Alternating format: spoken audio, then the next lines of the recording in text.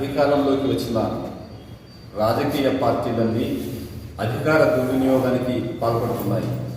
ఇందులో ప్రథమ స్థానంలో భారతీయ జనతా పార్టీ, రెండో స్థానంలో ఆంధ్రప్రదేశ్ రాష్ట్రంలోని తెలుగుదేశం పార్టీ, మూడో స్థానంలో జనసేన, వైసీపీ పార్టీలు ఉన్నాయి.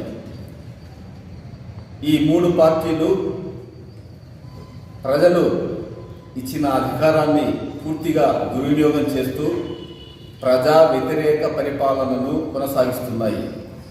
దీన్ని కాంగ్రెస్ పార్టీ పూర్తిగా ఖండిస్తోంది. రాజ్యాంగబద్ధంగా ఎన్నికైన భారతీయ జనతా పార్టీ కేంద్రంలో కానీ, ఆ పార్టీ పాలిత రాష్ట్రాల్లో కానీ పూర్తిగా ఏకపక్షంగా మత కర్కశత్వంతో, మత విద్వేషంతో ప్రజలను హిందూ ముస్లింలు అంటూ మతాలు కులాలుగా వేర్వేరుగా విభజించి తద్వారా రాజకీయ అధికారాన్ని చేపట్టి ప్రజాస్వామ్యాన్ని ఖూనీ చేస్తుంది. ఇందులో భాగంగా రాజ్యాంగ విరుద్ధంగా నిన్న లోక్సభలో కేంద్రంలోని ఎన్డీఏ ప్రభుత్వం ప్రవేశపెట్టిన వక్ఫ్ సవరణ బిల్లును ఆమోదించడాన్ని కాంగ్రెస్ పార్టీ తీవ్రంగా ఖండిస్తోంది. గతంలో దేశంలో వక్ఫ్ ఆస్తుల పరిరక్షణకు చట్టం కాంగ్రెస్ పార్టీ అప్పటి ప్రభుత్వాలు ఏర్పాటు చేయగా, ఇప్పటి ఎన్డీఏ ప్రభుత్వం కేవలం దేశంలోని 14 లక్షల కోట్ల విలువైన వక్ఫ్ ఆస్తులను ఏ విధంగా దురాక్రమణ చేయాలి, ఏ విధంగా అన్యాక్రాంతం చేయాలి, వాటిని ఏ విధంగా కాజేయాలి అనే కేవలం ఒక దుష్ట పన్నాగంతో, ముస్లిం మైనార్టీల వ్యతిరేక ఎజెండాతో, కుట్రతో ఈ బిల్లును తీసుకొచ్చారు. వక్ఫ్ సవరణ చట్టం ముఖ్య ఉద్దేశం కేవలం ముస్లిం మైనార్టీలకు అత్యంత విలువైన, సంప్రదాయబద్ధమైన, ప్రామాణికమైన దేశవ్యాప్తంగా ఉన్న లక్షల కోట్లను ఆక్రమణ చేసేందుకే భారతీయ జనతా పార్టీ ఆర్ఎస్ఎస్ ఎజెండాగా దీన్ని అమలు చేస్తుందని కాంగ్రెస్ పార్టీ విమర్శిస్తుంది. ప్రస్తుతం నిన్న పార్లమెంటులో అన్ని విపక్షాలు దీనిపై గళమెత్తి ఏకపక్షంగా ఈ బిల్లును ఆమోదిస్తున్నారు.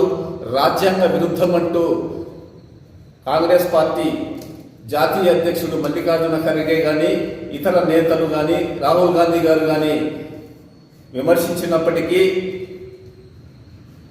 అధికారంలో ఉన్న కేంద్రంలోని ఎన్డీఏ ప్రభుత్వం దీన్ని మూజువాణి ఓటుతో ఆమోదించడాన్ని కాంగ్రెస్ పార్టీ ఖండిస్తుంది, తీవ్రంగా వ్యతిరేకిస్తుంది. అయితే ఆంధ్రప్రదేశ్ రాష్ట్రానికి వస్తే, ఆంధ్రప్రదేశ్ రాష్ట్రంలో అధికారంలో ఉన్న ఎన్డీఏ ప్రభుత్వం, కూటమి ప్రభుత్వంలోని ప్రధాన భాగస్వామి పార్టీలైన తెలుగుదేశం పార్టీ అధ్యక్షుడు ముఖ్యమంత్రి చంద్రబాబు నాయుడు, జనసేన పార్టీ అధ్యక్షుడు డిప్యూటీ సీఎం పవన్ కళ్యాణ్ ఇద్దరు కూడా ముస్లిం మైనార్టీల ద్రోహులుగా మిగిలారు.